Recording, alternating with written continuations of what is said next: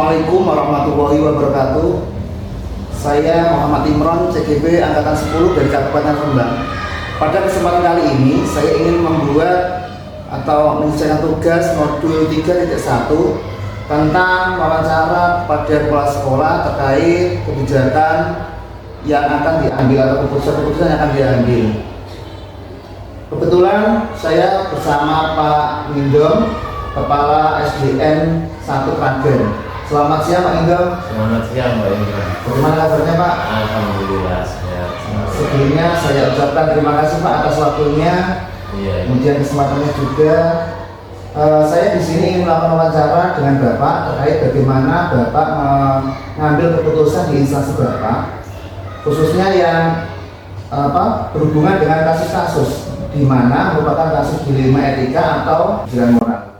Untuk pertanyaan awal Pak ya, selama ini bagaimana Bapak mengidentifikasi kasus-kasus yang merupakan dilema etika atau kebijakan moral di instansi Bapak? Terima kasih Pak Indra. Pak Indra atas waktunya. Saya selaku kepala sekolah SD Negeri 1 Kragen mengucapkan beribu-ribu terima kasih dari panjenengan yang sudah meluangkan waktunya untuk berdiskusi dengan saya, mana saya yang dituakan di sini terkait pertanyaan panjenengan tadi, bagaimana cara mengidentifikasi masalah-masalah yang muncul di lingkup kerja kita di dunia pendidikan, khususnya di SD Negeri 1 Kragen ini. Pertama kali yang kita laksanakan itu kita harus menentukan Pak, masalah itu masuk dalam kategori dilema etika atau kebijakan moral. Jika masalah itu langsung berkaitan dengan antara situasi benar lawan benar, itu sudah kemungkinan itu dikategorikan dalam dilema etika. Tapi dalam suatu masalah atau kasus, apabila kok itu mengerucut pada benar lawan salah terkait dengan hukum, itu sudah tentu masuk dalam kategori kebijakan moral. Seperti itu Pak ya.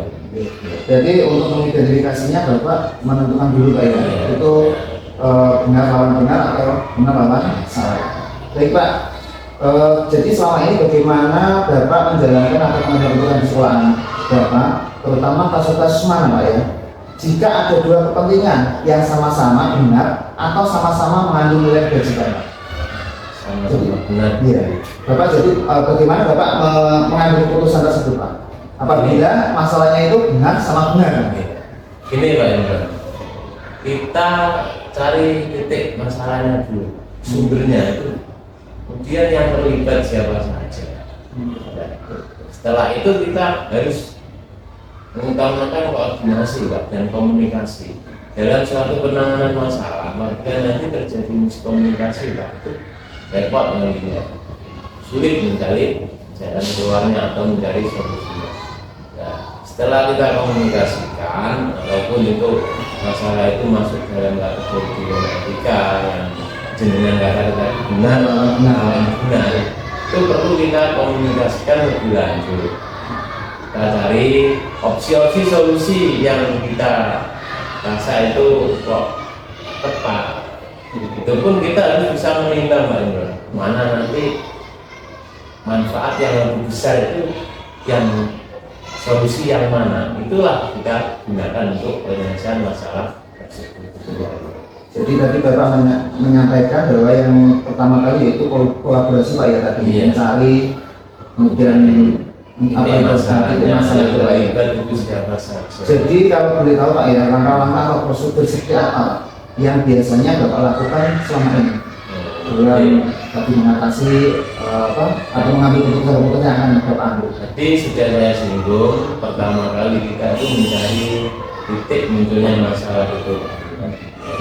Pertama kali itu, kemudian yang kedua Pak Indra, siapa saja yang terlibat di situ. Nah, setelah itu harus kita mengevaluasinya Pak, sehingga kita nanti hasil evaluasi itu bisa kita jadikan tumpuan untuk menentukan opsi-opsi masalah, opsi-opsi penyelesaian masalah tersebut.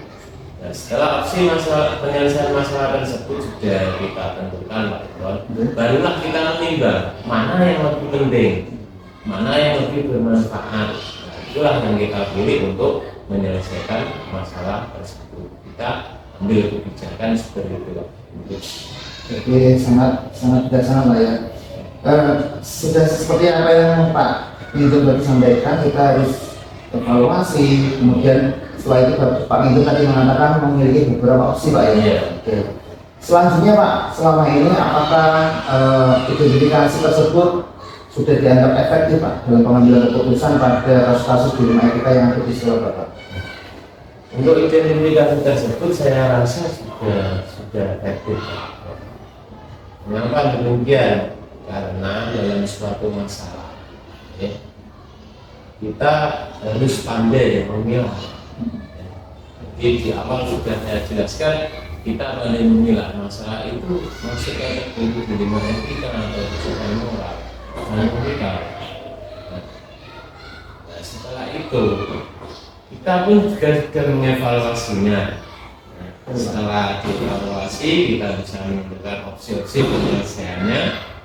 Nah, sehingga masalah yang terkait dengan dilema etika tadi yang Pak Imron tanyakan itu, insya Allah penyelesaiannya akan kita tidak merugikan di antara dua belah pihak. Intinya di situ. Sangat sangat itu Pak ya, sangat tepat sekali pengambilan keputusan yang sudah Pak Gintur lakukan melalui tadi beberapa tahapan-tahapan Pak ya. Terus kalau boleh tahu lagi Pak ya, selama ini apakah ada tantangan Pak dalam pengambilan keputusan mengenai kasus-kasus dilema etika yang ada di Surabaya? Mengenai tantangan yang sering muncul Pak Imron ya, selama ini itu kita pun juga bisa mengamati dan bisa mengevaluasi Pak Imron. Saya contohkan kemarin juga sempat terjadi masalah di negeri dan kemarin pernah kita laksanakan program kelas terkait dengan kebersihan kelas. Itu kita melibatkan wali murid, di mana wali murid itu kita sudah bentuk dalam paguyuban per kelas, tapi di situ muncul suatu masalah. Ada beberapa wali murid yang komplain. Itu secara langsung kan masuk dalam kategori masalah dilema etika. Apabila saya cut Pak Imron program tersebut, nanti ada yang kita rugikan lebih banyak.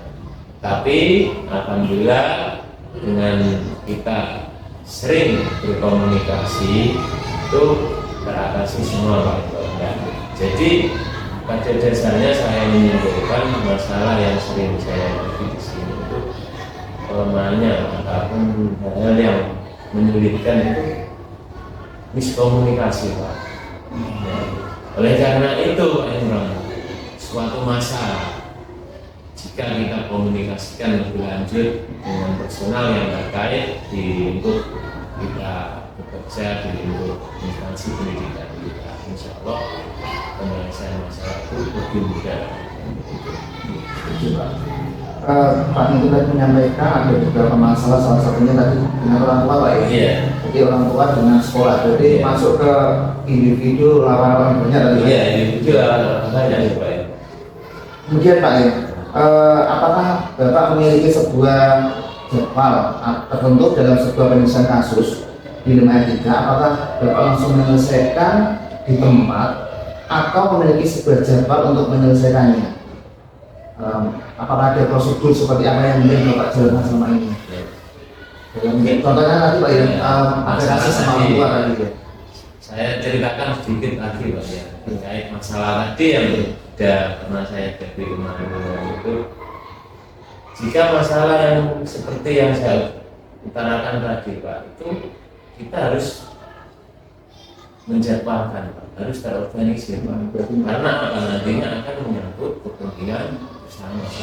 Tetapi kalau suatu masalah, misalkan Pak ya, ada masalah kecil, sifatnya personal, apalagi masalahnya itu kok tidak masuk kategori dalam dilema etika benar lawan benar, otomatis benar lawan salah. Itu pandai-pandailah saya menyikapi Pak Imron.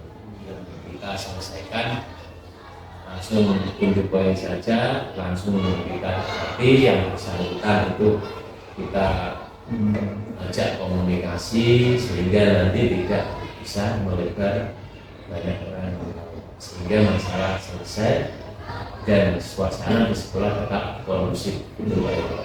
Jadi Bapak menyesuaikan dengan tadi Pak ya, katakan kondisi ya. Kemudian lawan pada kasus itu. Iya. Kalau memang bisa berarti Bapak langsung menyelesaikan Secara Baik Pak, kemudian selama ini Pak, adakah seseorang atau faktor-faktor yang selama ini mempermudah atau membantu Bapak dalam mengambil keputusan untuk menyelesaikan kasus-kasus di Amerika? Dalam hal ini Mbak Imron, kita menyelesaikan masalah yang terkait dengan kasus yang masuk kategori dilematika Pak Imron. Itu saya selalu mengedepankan guru senior. Yang notabene saya di sini itu Pak Imron kan kepala sekolah, tapi masa jabatan saya sebagai pegawai lebih lama beliau. Nah, otomatis pengalaman beliau pun sudah lebih banyak. Nah, sebelum saya menyelesaikan masalah tersebut, selalu Pak saya mengkomunikasikan kepada beliau. Nah, jadi kita istilahnya kan ngajeni gitu Pak, menghormati beliau. Orang yang lebih sepuh biasanya itu beliau memberikan opsi-opsi penyelesaian masalah yang lebih bijak. Nah, disitulah saya selalu bernaung kepada beliau, bukannya kok saya selalu membebankan beliau, tidak Pak. Kita ambil sisi positifnya, bisa memintai solusi, kita gunakan perkembangan untuk menyelesaikan masalah-masalah yang seperti itu. Sangat baik Pak. Berarti Bapak itu sudah melibatkan beberapa pihak yang terlibat, terutama tadi Pak ya, untuk meminta pendapat guru senior Pak ya. Jadi selama ini ada beberapa seseorang yang mungkin bisa menjadi bisa mendukung kita untuk menyelesaikan masalah berkomunikasi, diskusi gitu. Baik Pak, pertanyaan terakhir ini Pak ya. Dari semua yang telah Bapak sampaikan, pembelajaran apa yang dapat Bapak petik dari pengalaman Bapak sendiri tadi dalam mengambil keputusan untuk menangani dunia etika? Jadi kita menangani berbagai masalah Pak, yang masuk ke dunia etika saja Pak. Semua masalah yang kita hadapi di lingkungan kerja saya Pak Imron, itu pertama kali itu saya bisa mengambil kita pelajaran yang bermakna itu satu Pak, yang baru itu gotong royong. Itu paling utama. Karena apa? Masalah sekecil apapun Pak, kalau kita tidak akad dalam tidak kuat menghadapi, itu kan menjadi beban bagi kita. Tapi kalau kita bisa mengkomunikasikan dengan rekan sejawat, dengan atasan, ataupun semua stakeholder yang terlibat dalam komunitas pendidikan kita ini, itu insya Allah masalah itu bisa teratasi dengan ringan, dan solusi-solusi yang kita ambil itu insya Allah akan menyelesaikan masalah tersebut dan membawa manfaat untuk kepentingan kita bersama. Baik Pak, terima kasih atas waktunya. Saya semakin bangga, saya bisa belajar banyak dari pengalaman Pak Menteri yang sudah disampaikan bagaimana Bapak mengambil keputusan terkait dilema etika atau dilema ujian moral Pak ya di sekolahnya Pak. Baik, terima kasih Pak. Saya rasa cukup Pak ya. Sama-sama Pak. Semoga nanti lain waktu saya bisa berdiskusi kembali dengan Bapak. Terima kasih Pak ya. Selamat siang. Selamat melanjutkan aktivitas Bapak. Demikian wawancara saya terkait tugas di modul 3.1. Semoga membawa manfaat untuk saya sendiri dan orang banyak. Assalamualaikum warahmatullahi wabarakatuh. Waalaikumsalam warahmatullahi wabarakatuh.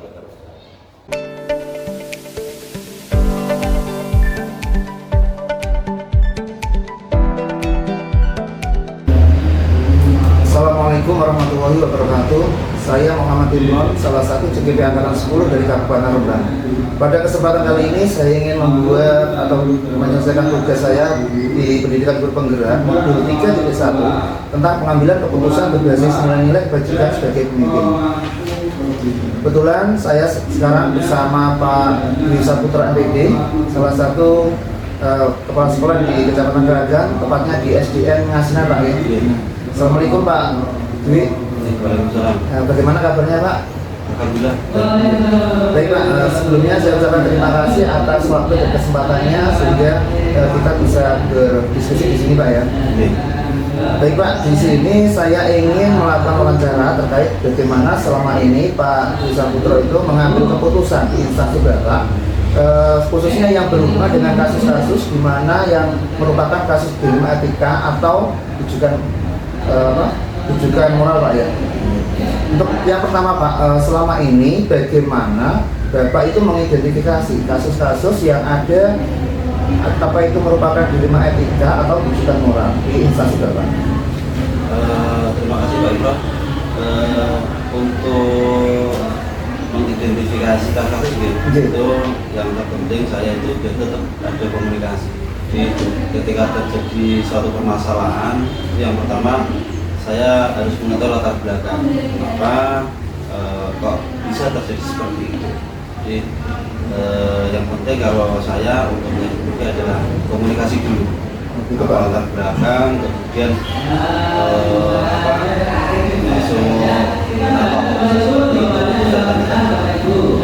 Jadi Pak Dwi tadi menyampaikan bahwa komunikasi Pak ya, mengidentifikasi latar belakang itu adalah salah satu Pak Dwi mengidentifikasi kasus-kasus yang ada di instansi Bapak. Selanjutnya Pak, selama ini bagaimana Bapak itu menjalankan atau mengambil keputusan di sekolah Bapak, terutama yang berhubungan dengan kasus-kasus di mana ada dua kepentingan Pak ya.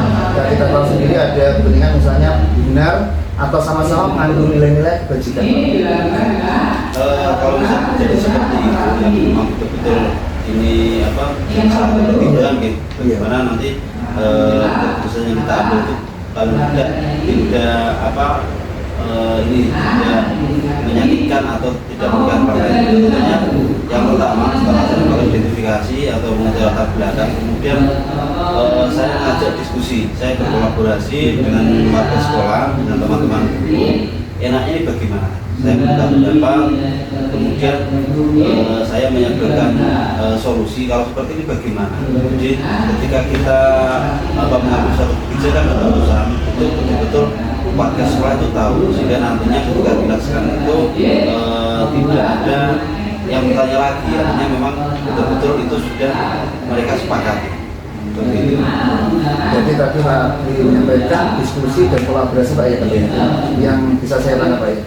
Berarti langkah-langkah atau prosedur yang selama ini Pak Dwi Saputra lakukan yaitu tadi melakukan diskusi, kolaborasi Pak ya. Apakah ada cara yang lain Pak selain itu? Kalau cara itu kalau memang kasus itu harus diselesaikan pada waktu itu. Memang saya punya pikiran sendiri soal kasus ini harus diselesaikan pada saat ini. Kalau saya minta pertimbangan dan saya berusaha bagaimana nanti keputusan saya bisa berdampak. Itu ada kasus seperti itu. Tidak selalu saya harus berdiskusi di depan. Ada kalanya kasus-kasus tertentu itu harus saya selesaikan dengan pertimbangan yang ada pertimbangan yang betul-betul matang. Artinya nanti ketika saya mengambil keputusan tidak menjadi Berarti dengan cara tadi Pak ya berdiskusi, kolaborasi, kemudian melibatkan semua pihak Pak ya. Iya. Kalau boleh tahu lagi Pak ya, apakah langkah-langkah yang sudah Pak Dwi tadi sampaikan, apakah selama ini sudah efektif Pak menurut pengalaman Bapak? Kalau tingkat keefektifan itu ya tetap ini gitu, karena saya di sekolah itu ada selalu direfleksi semua kegiatan di sekolah, baik itu yang disepakati ataupun yang luar dari itu. Kalau saya ada refleksi setiap minggunya pasti ada refleksi, dan refleksi itu kita bisa tahu tingkat keefektifan. Artinya ini ada penurunan, ada peningkatan. Kadang-kadang kan program-program yang kita buat kadang minggu ini ada peningkatan, minggu berikutnya normal. Itulah yang kita refleksi ketika ada penurunan, itu bagaimana cara kita agar kegiatan dapat meningkat. Jadi kalau saya itu kalau efektivitas itu naik turun gitu, tapi ketika ada refleksi itu nanti bisa dikuatkan kembali, ditingkatkan kembali. Berarti untuk melihat keefektifan Pak Dwi biasanya melakukan refleksi Pak ya. Jadi nanti bisa melihat atau mengukur apakah itu keputusan sudah efektif atau belum. Iya Pak, setuju Pak. Selanjutnya Pak, mungkin hal-hal apa saja selama ini yang merupakan tantangan yang kadang ditemui di instansi Bapak dalam mengambil keputusan pada kasus-kasus khususnya dilema etika itu Pak? Kalau tantangan sebetulnya lebih ke personal, artinya kita sebagai orang Jawa kadang itu betul ya, ada bentrok sedikit yang mungkin tidak disengaja dan ada miskomunikasi sehingga menimbulkan perasaan-perasaan guru ataupun ada miskomunikasi. Itu yang kadang menjadi tantangan, bagaimana kita bisa menghadirkan sebuah keputusan yang bisa diterima dan kalau memang ada tantangan itu mereka juga sadar ini salah saya. Jadi mungkin kalau saya tantangan itu lebih ke ini faktor personal, faktor motivasi diri pada guru-guru kami. Jadi lebih ke tadi banyak personal, terus ke dorongan diri ya, motivasi diri Pak ya. Baik Pak, kemudian selanjutnya Pak, apakah ada penjadwalan atau tata cara tertentu Pak dalam sebuah penyelesaian kasus yang selama ini Pak dihadapi di sekolah? Apakah kadang dibuat jadwal Pak khusus untuk menyelesaikan kasus tersebut, atau mungkin ada hal yang harus diselesaikan terlebih dahulu? Bagaimana bentuk prosedur yang biasanya Pak dilakukan? Kebetulan di SDK itu kami kan ada program refleksi gitu. Itu setiap minggu, tapi untuk penjadwalannya saya kondisikan itu kalau bisa dari Sabtu, kalau tidak kondisional ya mungkin termasuk ini ketika ada permasalahan itu pasti saya rapatkan, saya kolaborasi, saya minta pendapat. Sebelum itu tetap saya nanti melakukan identifikasi kenapa kok seperti ini. Nanti saya sampaikan ke forum rapat itu saya sudah punya gambaran dan saya minta pendapat teman-teman. Jadi kalau jadwal itu di jadwal refleksi itu yang saya gunakan. Kemudian selain itu ketika ada permasalahan yang sifatnya memang harus sudah diselesaikan, itu memang saya selesaikan pada waktu itu juga. Mungkin kalau misal saya punya pertimbangan, mungkin ada teman beberapa teman yang memang pas ketika itu bisa saya minta dulu, saya minta. Kalau tidak ya saya selesaikan pada saat itu juga. Berarti tadi yang saya tangkap dari penyampaian Pak Dwi itu kondisional, jadi melihat sikon Pak ya. Kalau memang perlu segera, Pak Dwi akan lakukan segera. Baik Pak, kemudian yang selanjutnya Pak, saya ingin tahu Pak ini ya, apakah seseorang atau faktor-faktor yang selama ini mempermudah atau membantu Bapak dalam mengambil keputusan, terutama tadi dilema etika di instansi Bapak? Guru saya ini sebenarnya kebetulan komunikatif semua. Jadi artinya sangat membantu sekali ketika saya harus membuat suatu keputusan, membuat suatu kebijakan yang berkaitan dengan tadi dilema etika ya, juga itu sangat berpengaruh sekali terhadap masukan dari Bapak Ibu. Jadi yang paling membantu saya terhadap rekan-rekan murid, jadi mereka saling menyampaikan pendapat terkait permasalahan itu. Kemudian juga saya ketika mau memberikan keputusan itu paling tidak semua teman mendorong, itu akan mempermudah.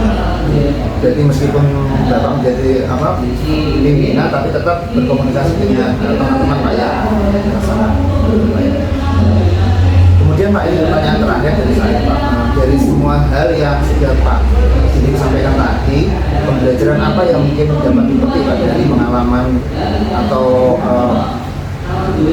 pengalaman Bapak sendiri dalam mengambil keputusan di dilema etika itu Pak? Baik Pak. yang ketika kita membentuk keputusan. Kalau saya yang pertama itu komunikasi. Artinya komunikasi penting untuk mengetahui latar belakang, mengidentifikasi sebenarnya perlu komunikasi. Kemudian yang kedua kolaborasi.